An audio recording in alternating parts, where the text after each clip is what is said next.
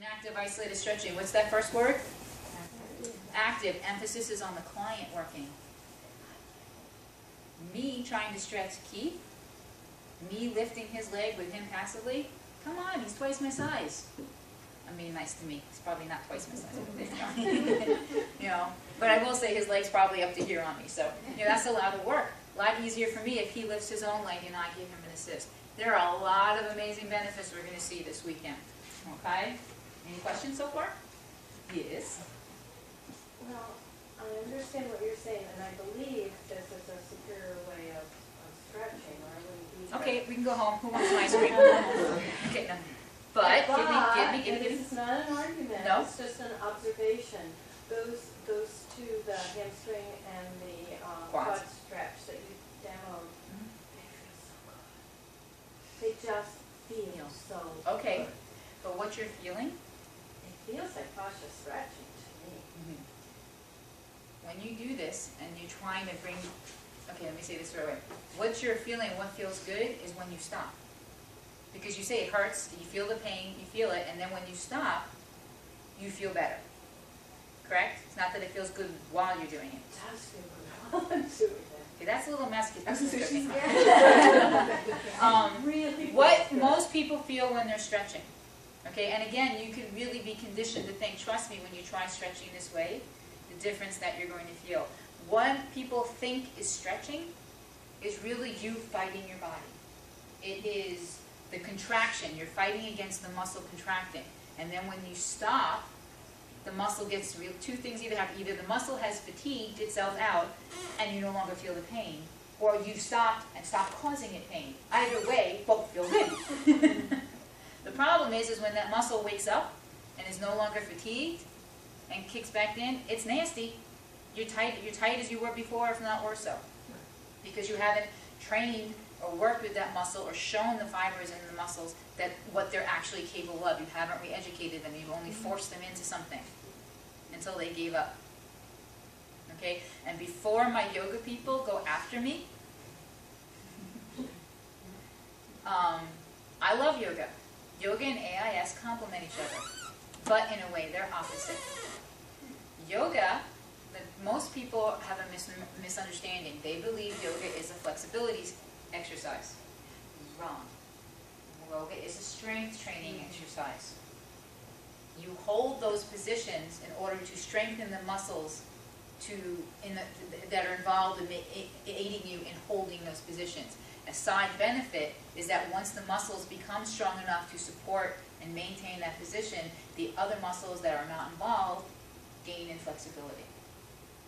Active isolated stretching, our goal is to quickly get flexibility as fast as we can, and over a length of time, you gain strength. Is that clear to everybody? I love yoga. But most people also don't understand that with yoga, they start doing it in India when they're children. Before they're all tight and have all the limited restrictions that we as adults here in the United States have. And when do we start yoga? As adults, after we've already wrecked ourselves. And then are trying to force our bodies into lotus. When the knees are up, up by their noses. And it's very frustrating and for people to realize, they can't get their legs down like they used to. Well, in India, they start as children. One other side note for me with yoga, how old is yoga? 5,000 years, give or take. Are our bodies physiologically the same as the bodies that were doing the yoga 5,000 years ago? Do we do the same lifestyle that they had, which was basically nomadic and farmers 5,000 years ago? Do we eat the same foods that they ate 5,000 years ago? Yoga is amazing, but anything that's from 5,000 years ago, if it hasn't been progressive and altered to match what we have, you're really trying to force bodies into an exercise that wasn't really completely there. I'm all for yoga. I'm more now for, especially in the United States, more any type of flowing yoga. The stagnant holding positions and things like that can be very detrimental. I'm much more happy when you do the more flowing. Even just doing salutation to the sun, it's for the way our bodies are, it's less aggressive and against our systems. Okay, I'm not saying don't do the old style. If that's what you're into, that's great. Just kind of put that out there. We're not the same as we were 5,000 years ago. Everything has to change. We're not the same as we were 50 years ago. Okay, just something to. How about 10 years ago? I'm not. I was a lot skinnier 10 years ago. I can tell you that. A lot more flexible. Okay.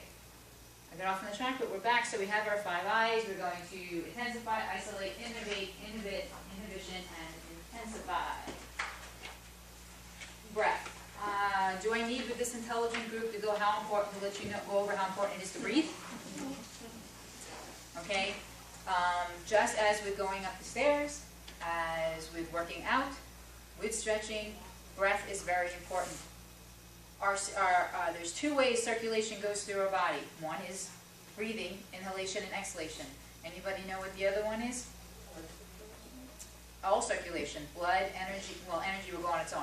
Blood, lymphatics. That would be muscle contraction, would it not?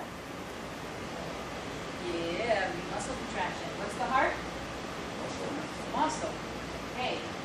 It pumps, but the rest of the muscles through motion. What happens when you have someone who's bedridden and doesn't move? You have the bed sores, you have everything. What do they have to do to the bedridden? They have to come in, and they have to actually come in. It's okay. What? They're just talking out there. Oh, they're just talking out there. Okay. That's why they have to come in, even if they're in a coma. What do? They come in and